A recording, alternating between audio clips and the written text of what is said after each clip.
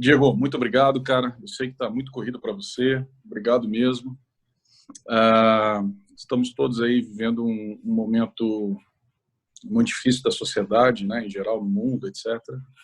E ter a possibilidade de estar aqui, de abrir esse canal para uma empresa que está nesse momento diante de um desafio muito grande, né? É muito bacana. A gente fica muito agradecido. Então, mais uma vez, obrigado aí, cara. Eu que agradeço. Vamos lá. Então, é um prazer meu aqui poder dividir um pouco do que a gente está vivendo e passar um pouco dessa experiência e receber também de volta. Legal. Bom, a gente vai fazer o seguinte aqui, pessoal. Eu estou vendo até professores do Master aí, Celso Senaga, privilégio tê-lo aí. A gente vai dividir aqui uns primeiros 20 minutos. Eu vou te fazer algumas perguntas para que você possa nos ajudar. E no final a gente seleciona ali algumas perguntas também de quem está participando. A gente tem aqui muito dos Masters, dos 184 Masters que foram seus alunos aí. E pessoas que também podem contribuir com algo, né? Então, começando, cara, como é que estar nessa pressão total aí? Dá alguns números para a gente, assim. Imagina, deve ter explodido de entregas e coisa. Como é que você está vivendo nesse momento aí, cara? Últimos dias de iFood e coisas do gênero. Anderson, a gente está vivendo dias de muito trabalho, né? E de uma completa mudança da forma como a gente encara as coisas dentro da empresa. A gente era uma empresa orientada, né, para viver uma empresa que é uma food tech, né, inovadora, que disrupta o mercado, revoluciona o universo da alimentação, para uma empresa que está se enxergando agora como uma empresa de serviço de utilidade, né, uma empresa cidadã que entende um outro nível de responsabilidade e de papel na sociedade, né, é uma outra realidade.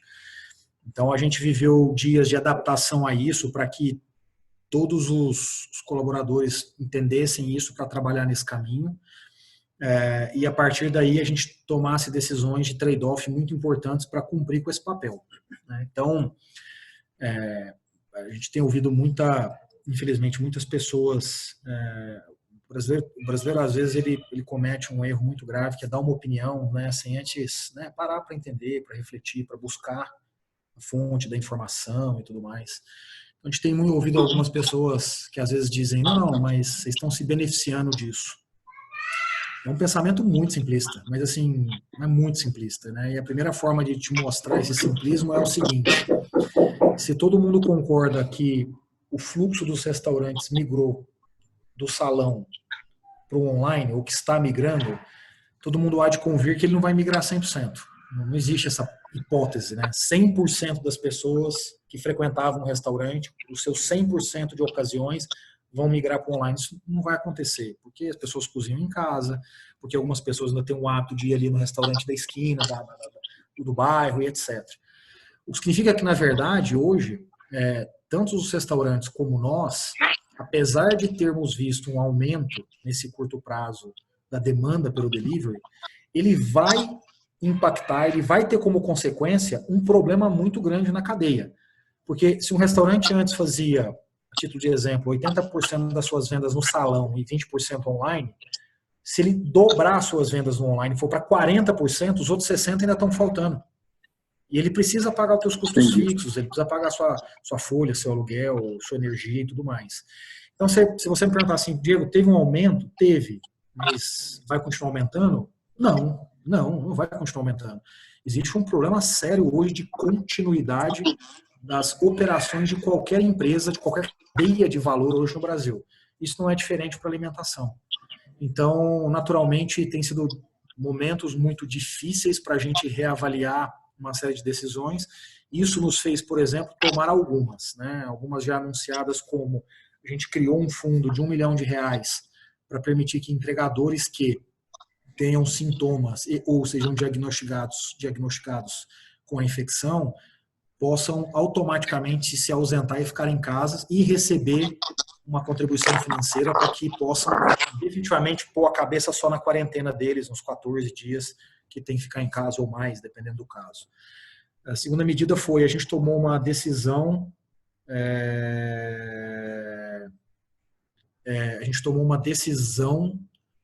de fazer uma antecipação dos recursos dos restaurantes para os restaurantes sem qualquer custo adicional. E qualquer pessoa que trabalha em área financeira sabe que tem um custo adicional alto quando você faz uma antecipação de recebível. A gente vai fazer essa antecipação a custo zero, a custo adicional zero, o que significa uma injeção de 600 milhões de reais em toda a cadeia. E a gente anunciou uma outra ação que foi injetar do nosso orçamento 50 milhões de reais em restaurantes pequenos, locais, de bairro, independentes, familiares, para de alguma forma colaborar com o momento deles, né? Então, a gente tem tomado medidas como essa. Então, dá para olhar sob o prisma de crescimento, melhora, ficar mais forte, etc. Sob hipótese alguma, isso não é possível. Deve ser uma preocupação também do ponto de vista de que um elo importante, você sempre nos ensinou, né, dentro do Master e tal, que o iFood tem como um marketplace também parecido, né? Você tem dois grandes elos aí. Tem que ter o cliente pedindo, mas tem que ter também os restaurantes fornecendo. E uma das coisas que eu lembro que você nos ensinou era o advento a possibilidade que o iFood trouxe do pequeno, daquela pessoa que tinha o talento dela culinário em casa e tal, né? E que isso, de alguma maneira, passou a ser um micro empreendimento. Talvez esses sejam os mais afetados num momento como esse, ou eles podem usar o iFood para conseguir sobreviver. Você falou aqui das antecipações de recebíveis, dos 50 milhões e tal. O que você acha que pode acontecer assim, nessa cadeia de abastecimento, e aí pensando não só Brasil, assim, no mundo, né? Quer dizer, até porque hoje você tem acionistas, se eu não me engano, que são players mundiais, fundos mundiais, etc., né? O que se fala hoje em termos de delivery no mundo diante dessas crises? Estão aprendendo um pouco com a China, talvez, o que aconteceu lá ou não? Sim, a gente se antecipou em muita coisa, né? Você me perguntar, cara, mas como é que vocês foram capazes de colocar todo mundo em home office há 12 dias atrás? Como é que vocês foram capazes de anunciar o fundo dos entregadores 8 dias atrás, o fundo dos restaurantes 6 dias atrás, se tudo está começando agora? A gente se antecipou para estudar, para aprender, para entender, e ao se antecipar, a gente teve capacidade de antever algumas coisas. Claro que não todas, e muita coisa é localizada, merece uma tradução para a realidade brasileira. O que a gente aprendeu com o que está acontecendo lá fora? Que existe um aumento da demanda e depois existe uma redução. Por quê? Porque os restaurantes começam a sofrer, a oferta é diminuída, né? E aí você tem um outro efeito, que é dependendo de como as autoridades tratam o delivery, os entregadores, eventualmente você pode diminuir mais ainda a possibilidade do delivery, né? Então, o que a gente aprendeu lá é que não esperem bonança. O assunto é muito sério para se falar em bonança. É um assunto para qualquer pessoa. O assunto é idêntico à discussão que a gente teve em 2008 com a crise financeira global. Idêntico sob a ótica de abrangência, né? A gente também... Talvez maior, Diego, não? É possível que seja maior, Anderson, porque o que aconteceu em 2008 foi uma crise única de liquidez. O que está acontecendo agora é uma crise de locomoção somada à liquidez. Então você tem dois efeitos, né? Então, eu vou dar um exemplo simplista. Se uma pessoa em 2008 perdesse o emprego aqui em São Paulo, ele pegava um ônibus, ia lá para o Goiás e arrumava um emprego lá em Goiânia. Hoje ele não pode fazer isso, né? Claro que você tem, por outro lado, tem outras opções, mas no cômputo geral, a locomoção impacta fortemente esse atual momento. Bom, dado isso, a gente aprendeu então esses dois principais movimentos. O outro movimento que a gente viu foi os estados, né, participando fortemente. O ponto é que a gente precisa balizar isso para o Brasil. O Brasil tem uma situação fiscal um pouco mais delicada comparada com com outras experiências que a gente viu fora. Junto com isso, as empresas tomando decisões relevantes para colaborar com esse processo. E a gente viu poucos anúncios ainda no Brasil. A gente precisa ver mais. A gente precisa ver as grandes cadeias, as grandes empresas maiores, 10 vezes maiores que o iFood, 20 vezes maiores que o iFood, participando desse processo, né? E até o momento a gente não viu, pelo menos na nossa cadeia aqui, a gente não viu grandes anúncios. O governo fez alguns anúncios que impactam a economia como um todo, a cadeia. Está trabalhando para mais, ótimo. Os governadores têm alguns prefeitos, mas a gente precisa ver mais empresas entrando nessa mesma tônica para poder colaborar. Senão o que vai acontecer é que a gente vai sair dessa crise com os negócios pequenos diminuídos e uma maior concentração na ponta de cima da pirâmide. Isso não é bom para nenhum país do mundo. Perfeito.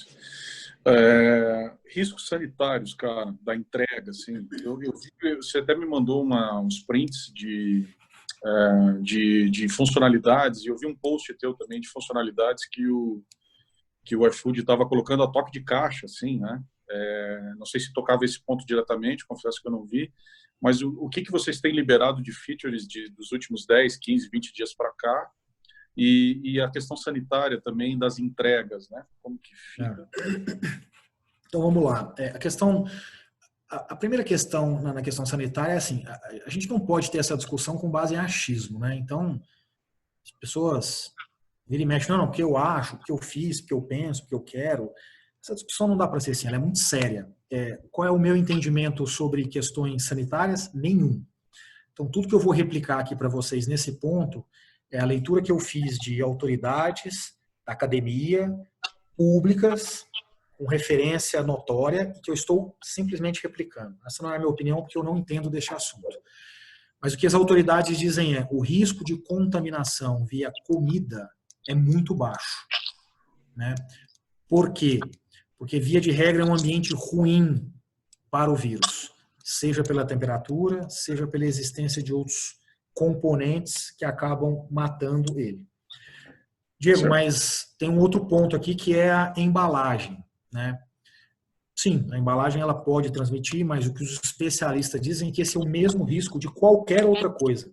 Da caneta que você pega da sua esposa, do jornal que você passa para o seu filho, da encomenda que você fez porque você precisa de alguma coisa para sua casa que você pegou na rua.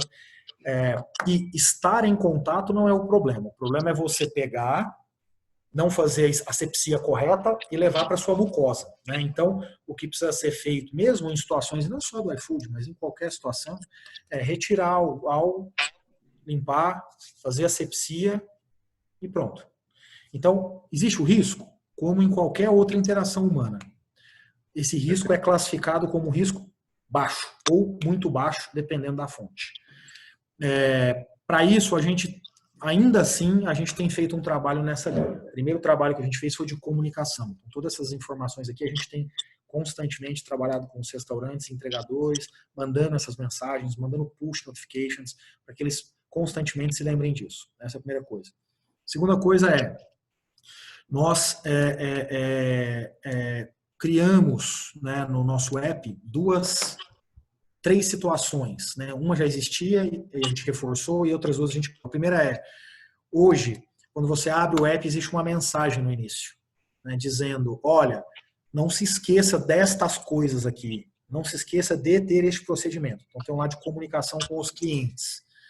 Tem um segundo lado, que é a entrega sem contato, né? Então você seleciona, depois de fazer o pedido, a opção receber em mãos ou entrega sem contato. Significa que o entregador, ao chegar na sua casa, ele deixa lá na sua frente e vai embora. Naturalmente, ele encostou naquilo, como todo mundo está encostando em tudo ainda, você faz a asepsia normal. A diferença é que você mantém a distância social do entregador. Então, essa é a segunda opção. E a terceira a gente tem um chat também entre consumidor e restaurante, entregador, entregador e consumidor, que permite esse reforço, né? Então, muitas pessoas entram hoje no chat e falam, entregador, na minha casa o portão é roxo, deixa aqui na frente, tá bom? E aí pode ir embora, eu tô olhando aqui, depois eu vou lá e pego. Então as pessoas têm essa flexibilidade também. É claro que você vai dizer assim para mim, pô, Diego, mas todo mundo tá fazendo? Não, assim como todo mundo deveria ter saúde e não necessariamente come bem, né? Diego, está todo mundo respeitando a regra? Não, assim como as pessoas não podem superar um limite de velocidade, e elas infelizmente superam. Então, é perfeito? Não, como nada é perfeito, até porque culturalmente o brasileiro, né, tem determinadas características que não são de extrema disciplina, né? Mas Perfeito. dentro do que a gente pode, sob a ótica de comunicação e ferramental, a gente tem feito tudo isso que eu mencionei aqui para você. Legal. Então, a gente avançou aqui nessa primeira etapa. Eu queria que, se alguns dos masters aí quisessem fazer algum tipo de pergunta, alguma coisa assim, pode levantar a mão aí, a gente tenta liberar umas 2 ou 3 perguntas, só para a gente não avançar muito aqui com o Diego. Eu tenho as minhas, mas se dando oportunidade a alguém para falar, é só dar um sinalzinho com a mão aí no Zoom. Deixa eu ver, tem alguém? Então, vou seguir aqui com... Ó, quem? Fernanda está dizendo que tem. Pois não, Fernanda? O Eduardo também levantou a mão, viu, Anderson? Só para você saber. Ah, é? Então tá. Habilita lá, por favor, gente, para o Eduardo.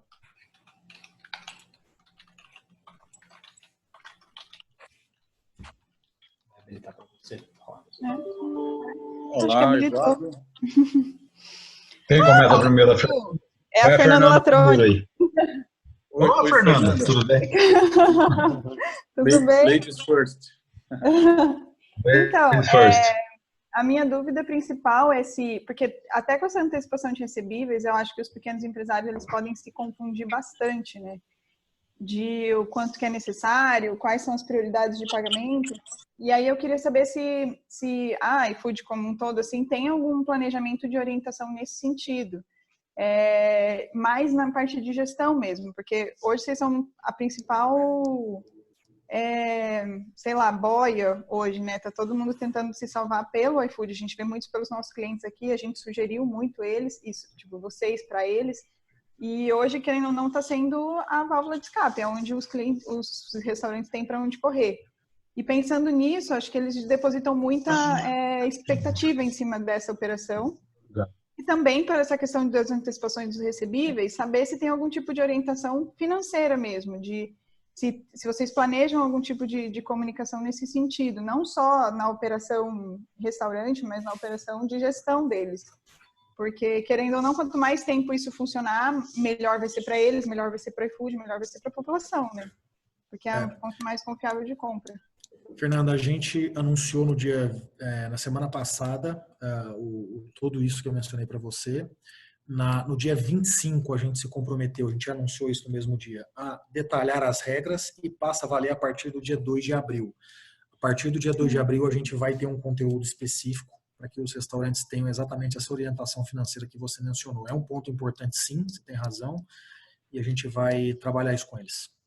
Ah, legal. Eu fico à disposição, a gente tem uma consultoria financeira aqui em Foz, e a gente tem trabalhado bem próximo dos clientes para tentar fazer esse tipo de orientação financeira aqui. Então, a gente está à disposição se vocês precisarem de qualquer coisa. Obrigado, fechado.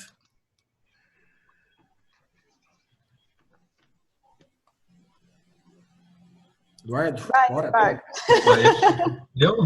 Não, tá bom. Diego, boa tarde, Anderson, o pessoal que está assistindo aí. A dúvida é o seguinte, nós temos negócio no Paraguai, temos negócio e moro aqui no Brasil também.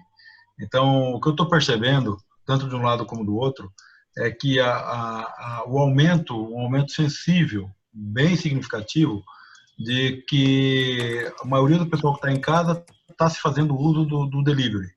O iFood, nessa questão aí, pelo que eu percebo, que eu posso conhecer de vocês estão centralizando, agrupando vários empreendedores pequenos para poder fazer essa questão de alimento. Você não acha que o pessoal deveria realmente pensar de uma forma positiva de ter um crescimento nisso daí agora, aproveitar o momento? Esse momento vai durar em torno dos seus 30, 60, 90 dias, a gente não sabe quanto tempo ainda, mas eu acredito que pelo menos entre 30 e 60 dias nós vamos ter um aumento significativo de delivery, de trabalho de delivery, de supermercados, de alimentação, de toda essa área. E o iFood realmente dando uma boa instrução em termos de manuseio, de higiene, uma instrução financeira para essas empresas, né? E da parte de manuseio de como se faz uma entrega, eu acho que seria um fato muito positivo isso daí, né? Para poder ajudar esse pessoal pequeno que também está passando por uma crise aí, queira ou não queira, essa crise vai afetar todo mundo, né? O que vocês acham disso? Eduardo, a gente já vem fazendo. Eu vou dar um exemplo aqui, ó, eu acabei de colocar para vocês todos aí um site que não existia até 6 dias atrás. É um site que com 5 dias de vida teve mais de 1 milhão de visualizações. E é exatamente um site onde a gente coloca restaurantes. Por favor, não se esqueçam de fazer isso. Então tem aqui o tópico sobre o coronavírus. Segundo, cuidado de higienização. Terceiro, cuidado de preparo. Quarto, cuidado com a sua equipe. Quinto, cuidado na entrega e várias outras coisas aqui. Então a gente já tem feito isso. Tem um FAQ com perguntas frequentes. Tem enfim, depois tem uma seção só para entregadores, né? Então você pode clicar ali, você vai encontrar uma seção com o coronavírus, saiba como se proteger, quais são os sintomas, quais são os cuidados, o que o entregador pode fazer para não pegar, o que estamos fazendo para entregadores e por aí vai. Então a gente já tem feito aqui. Eventualmente é difícil a gente conseguir fazer uma mensagem chegar para 100% num dia só. Mas quando você pensa num site desse com 1 milhão de visualizações, 1 milhão em 5 dias, é um negócio muito expressivo, né? Então a gente tem feito, né? E naturalmente também nos canais de diretos que a gente tem com cada restaurante, entregador, a gente já vem fazendo isso. É claro, sempre pode ser melhor, pode ser um pouco mais abrangente, mas a gente tem feito já esse trabalho de informação. Esse site é um dos exemplos que eu queria mostrar para vocês. Tá ótimo, ok, muito obrigado.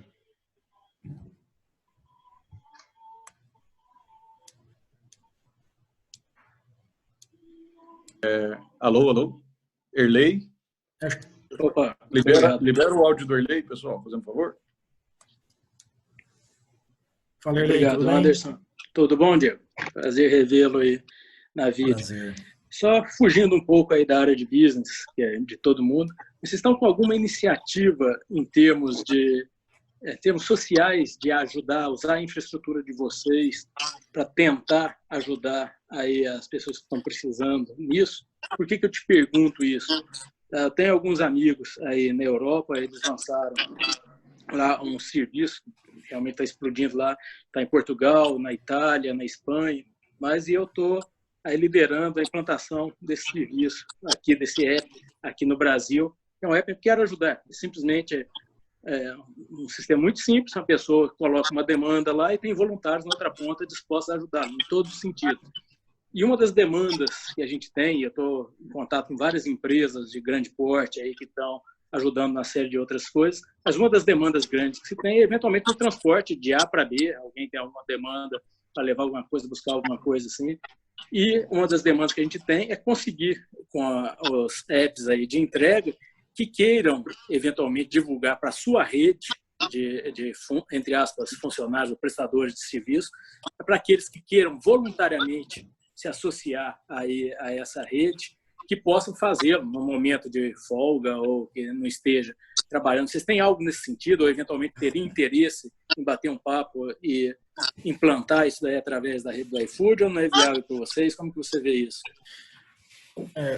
Ele acho que um dos pontos que a gente tem batido muito aqui, e quem já viveu crise como essa, sabe que foco é muito importante nesse momento, né? Muito importante.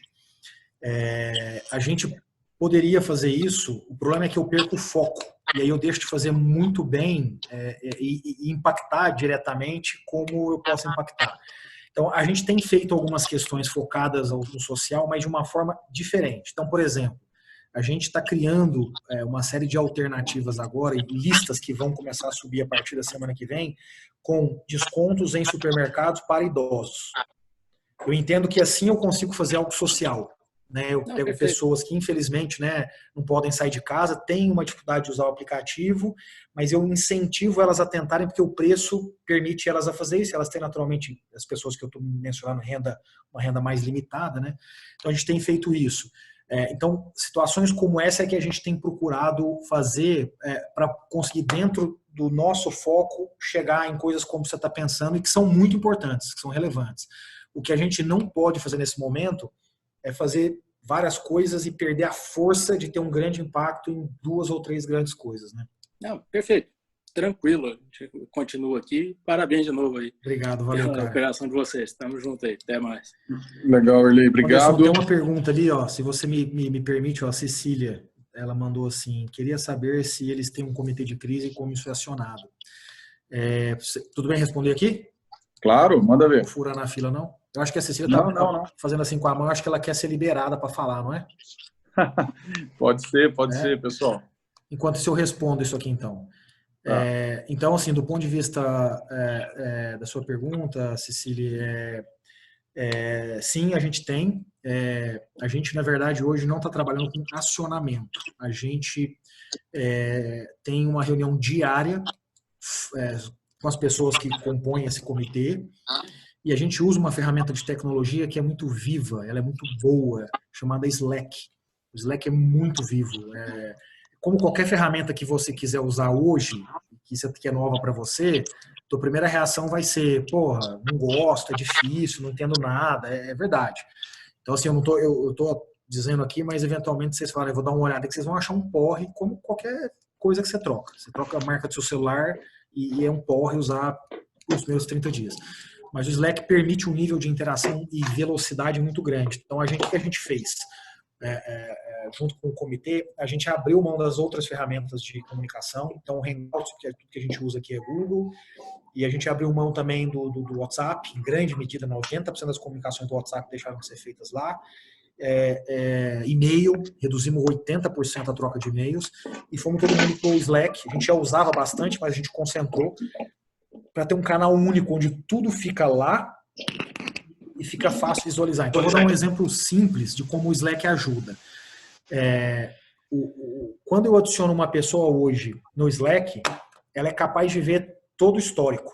No WhatsApp você não faz isso. Então, se você adicionar uma pessoa hoje, um grupo, essa pessoa nem sabe o que está falando, nem sabe o que foi decidido. O Slack não tem esse problema. Então, ele te permite uma pessoa que entrou ir para cima, olhar e falar, beleza, já sei o que estão falando. Segundo o Slack, ele permite você, para cada pergunta que você manda, você abrir um bate-papo paralelo. Então, se eu escrever assim, por exemplo, bate-papo com o Anderson e conference call. Ao invés de todo mundo ficar respondendo assim, sim, combinado, tá valendo e tal, a primeira mensagem ela é feita em paralelo. O que significa que a timeline ela não fica ocupada. No WhatsApp, por exemplo, você escreve, pessoal, quem vai? Eu, 50 eus, acabou, você já não consegue ver mais nada ali naquele e-mail. Então o Slack te dá essa flexibilidade. Então a gente usa muito o Slack por isso. Tem alguém, o Michel está escrevendo aqui, apesar de ter perdido a força, é uma ótima ferramenta. Kaizala e Teams do Microsoft vem com tudo. Eu concordo também, acho que são outras 2 ótimas ferramentas. A gente só manteve o Slack, Michel, porque a gente já usava, né? Então já tinha uma cultura dentro, a gente só terminou de trazer as pessoas lá para lá. Então, Cecília, a gente não aciona, a gente tem esse call diário pela manhã e a gente usa o Slack para o resto. Né? Por que a gente não faz isso? Porque a gente entende que as pessoas precisam gastar entre o call e o final do dia tempo de executar as decisões. Ainda que uma coisa nova surja, a realidade é, num momento como este Brasil, vai surgir coisa toda hora. Não adianta a gente parar toda hora para ver um grande problema. Né? Posso só complementar um pouquinho, Diego? Assim. Claro. Bom, eu trabalho, o Anderson sabe, eu trabalho com comunicação, né, corporativa. Então, assim, acho que eu nunca escrevi tanto comunicado como nesses últimos 3, 4 dias, né? Comunicado para todos os públicos, né? Vocês têm, assim, um direcionamento para esses comunicados? Que tipo de comunicado vai para quem? Como que vocês dividem isso? Então, a primeira coisa que a gente fez foi dar empowerment para quem se comunica. Né? Então, nosso time de PR, que é responsável também pela nosso time de comunicação, que é também responsável por PR, entre outras coisas, esse time tem empowerment. Né? Porque se você tiver que ser perfeito em tudo, como a gente costuma ser no dia a dia, você sempre vai estar atrasado, porque todo texto vai merecer uma revisão de 10 pessoas e todo mundo é metido a Carlos Drummond de Andrade. Todo mundo acha que vai mudar uma vírgula e o texto vai ficar melhor. Né? Não é verdade. Então, a gente parte do pressuposto que essas pessoas vão ter uma boa capacidade de comunicação e elas têm essa velocidade. Então, tudo que a gente acerta no call, na sequência elas sobem. E aí, o que a gente faz? a gente usa esse site que eu mandei para vocês como repositório. Tudo que a gente comunica para o restaurante, para o entregador, ele vem aqui depois e complementa. Então, fica vivo esse repositório lá para todo mundo. Internamente, a gente tem a mesma lógica. Então, tudo que sai de comunicado, eu vou deixando, eu não só comunico, né, no real time, como eu também abasteço ali o repositório. E ali também vale como para a imprensa também, né? A hora que ela quer saber algum tipo de comunicado, ela já entra ali e você não precisa nem falar com a imprensa. Totalmente. Beleza, Legal. obrigada. Gente, nós estamos esgotando aqui o tempo. Tem algumas pessoas, vou me permitir aqui. Libera ali o do Courtney para ele fazer uma pergunta elegante, né, Courtney? Não tenho dúvida aí que você fará. Por favor. E depois a gente tem o Mark ainda, vamos ver se dá tempo aí. Pô, depois desse aviso, fiquei até constrangido aqui. Já vim para a estação espacial para ficar bem longe. Na verdade, Diego, a pergunta que eu já fiz publicamente lá no grupo, e como eu sou amigo do Fabrício desde a época que a gente comia acarajé lá em Ilhéus, acho que eu posso fazê-la. A gente está vendo algumas iniciativas de zeragem de taxas. E a minha tese é que governo tem que dar um pedaço, funcionário tem que dar um pedaço, sociedade tem que dar um pedaço, investidor tem que dar um pedaço também. E a gente sabe que todo mundo que tem um drive de scale-up muito grande tem algumas verbas de burn rate que são verbas para, enfim, business as usual, marketing, né, alavancagens e etc. Vocês consideraram, e já que se você for, essa pergunta só você pode responder, pegar um pedaço dessa grana, tirar a margem, tirar bônus, tirar dividendo, tirar lucro e repassar isso para os entregadores por um período de 30, 60 dias? Claro, com aprovação de conselho de todo mundo. Courtney, sim, eu acho que o que eu comentei lá no começo é exatamente o resultado disso, né? Quando eu pego e antecipo 600 milhões de reais sem repassar custo financeiro, quando eu literalmente dou 50 milhões de reais para restaurantes, quando eu zero a taxa da ferramenta para retirar e quando eu faço o fundo de mais 1 milhão para os entregadores, a soma disso aqui são algumas dezenas se aproximando da centena de milhões. Isso saiu do meu caixa, saiu do meu orçamento. A contrapartida disso foi reduzir 200 outras coisas na empresa. Então, a resposta é sim. E exatamente essas medidas é o que mostra isso. A gente, por exemplo, branding da empresa, a gente cortou 95%. Esse dinheiro foi destinado para isso. Enfim, entre outras 1000 coisas que a gente fez para conseguir fazer essa conta fechar.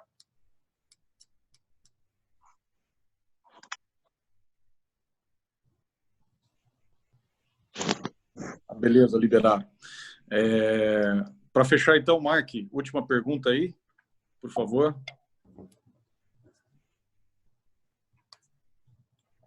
Acho que o Diogo Machado é quem está aberto aqui, pelo que eu estou vendo. Opa, tudo bem? Mas se precisar, eu posso ceder a pergunta, tá tranquilo. Tá. Porque a gente tem uma... O Courtney já fez a pergunta que eu queria, que era do taxa zero. A gente tem visto bastante esse movimento, até a gente está com um movimento social aqui em Floripa, chamado Delivery com Amor, e a gente tem essa premissa. Então, a pergunta era sobre isso mesmo. Legal, Diogo. Acho que, Diogo, só para complementar, é assim, a gente não acredita em salvador da pátria. Quando eu te dou esses números do quanto a gente está colocando aí como apoio, a pergunta que eu faço é: qual é a outra empresa do setor que fez algo minimamente parecido? Né? Uhum. E o nosso setor, em especial, em várias cadeias para frente e para trás, ele tem gente 30 vezes maior do que eu, 40 vezes maior do que eu. A gente precisa que a sociedade também chame essa turma para brincar e ajudar nesse processo. Sem dúvida. Eu acho que iniciativas como a que vocês estão fazendo, que é monstruosa, e as pequenininhas que a gente está fazendo por aqui, vai acabar fazendo uma pressão nesses caras que são ainda maiores a irem para essa linha. Espero também. Obrigado, Diego. Valeu, um abraço. Tá rolando já uma conexão aí com o Master Erley lá, depois você fala com ele, que está te mandando mensagem. Mark, para fechar então? Bom, tá bom. Boa tarde a todos. Boa tarde, Diego. Parabenizar você por essa essa iniciativa do fundo numa ponta aí para os entregadores e na outra para os restaurantes, né? Acho que isso é fundamental para o momento, é uma ação social absurda aí para o negócio. O que eu queria saber, se você pode falar de alguns números e a operação, como é que vocês fariam a operação disso? Por exemplo, 1 milhão destinado aos operadores, aos entregadores, como é que vocês fariam essa distribuição e valores, se vocês esperam uma porcentagem que vai ser afetada? A gente fala de médicos, que 40% dos médicos são afetados pelo coronavírus, que faz os atendimentos. Se vocês têm uma expectativa de quantos vão ser afetados e qual seria o valor médio que vocês esperam entregar para esses entregadores, mas acho que isso pode ser depois um exemplo justamente para outras empresas, como você mesmo comentou, muito maiores do que do iFood, também pensarem se eles não podem adotar esse tipo de política. Assim. Queria entender um pouquinho como é que você chegar nesses números. Claro. Mark, a forma como a gente vai trabalhar isso é o seguinte, sob a ótica dos entregadores, o valor vai ser um valor suficiente para que ele e sua família possam se ausentar 15 dias do trabalho. Né? Ou seja, o que a gente está dizendo é, cara, se você tem uma suspeita, levanta a mão, tá aqui o dinheiro. Levanta a mão, tá aqui o dinheiro. Não se arrisque, não arrisque a vida do próximo, contribua. Então, como é que esse valor é definido? Ele tem uma matriz que leva em consideração o tamanho da família, né, e a remuneração que ele tem. Por quê? Porque, eventualmente, o Mark tem um filho, eventualmente tem 5. Né? Então, ele cria uma matriz que olha isso. Então, não é um número único. Não é, tipo, tá aqui R$100 por 15 dias, tá aqui R$1.000 por 15 dias. Então, a gente Eu imaginei que deve ter uma matriz de decisão. Isso, exatamente. Você tem razão, é isso aí. No restaurante, o que a gente está olhando são os restaurantes que são encarados como independentes, /familiares, /locais. Né? Então, o que a gente vai fazer é basicamente olhar o quanto esses restaurantes transacionam mensalmente conosco e devolver um pedaço daquilo. O que, em última instância, é como se fosse uma redução de taxa, é a mesma coisa, né? Se você me dá 10 e eu te devolvo 3, é como se eu estivesse reduzindo a taxa de 10 para 7. É a mesma coisa. Então, o que a gente vai fazer é isso. Então, a gente está criando exatamente para anunciar no dia 25 essas regras, que basicamente vão seguir esse racional. Né? Ou seja, se você, historicamente, pegava aqui, me pagava 10, eu vou te devolver tanto. Se pagava 20, eu vou devolver um pouco mais. Se pagava 1, eu te devolvo um pouco menos. Ou seja, o que eu quero não é linear, mas de alguma forma fazer com que todo mundo consiga ter alguma coisa de volta. Aí eventualmente uma pergunta vai ser assim, de vez em quando eu ouço essa. Porra, mas por que você não isenta? Então, é que se eu isentar, pessoal, eu não consigo trabalhar. E se eu não consigo trabalhar, eu não consigo ajudar ninguém. Então, eu preciso continuar vivo. Né? Então, e aí eu espero que as demais empresas da cadeia deem mais uma contribuiçãozinha parecida com a nossa, e o empilhamento dessas contribuições, mais a do governo, vai ser capaz de ajudar muitos desses empreendedores que estão aí numa dificuldade grande nesse momento. Talvez a gente possa até aqui na comunidade fazer uma campanha depois que você publicar essas suas ações, né, perguntando, e você vai fazer como iFood? A sua empresa vai fazer como iFood? Sei lá, né? Puta, eu adoraria, cara. Assim, tudo que a gente quer é que as empresas possam fazer isso. Assim, a gente está desesperado por isso. Legal, parabéns. Valeu.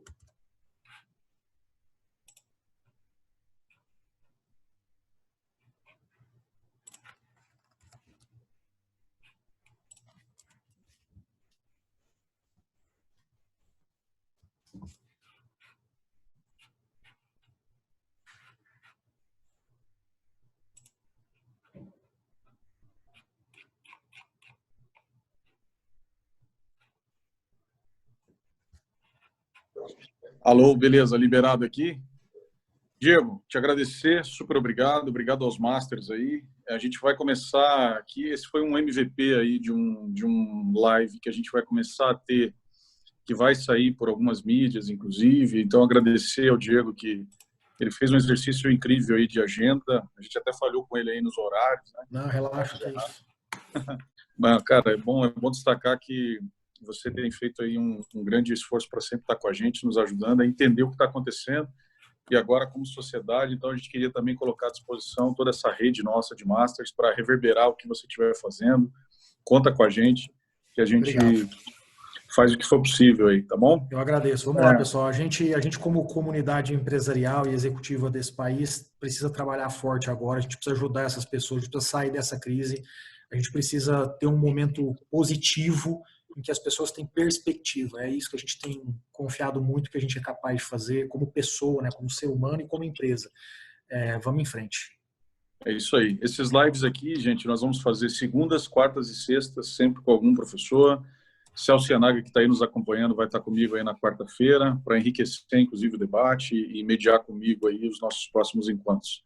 Então, fica já um save the date aí para vocês, para a gente começar a entender, né, Celso? Forte abraço. A gente começar a entender o que está acontecendo. E obrigado, Diego. Força aí, velho. Vamos vencer essa porra. Vamos lá, sem dúvida. Vamos lá, gente. Tchau, tchau. Valeu.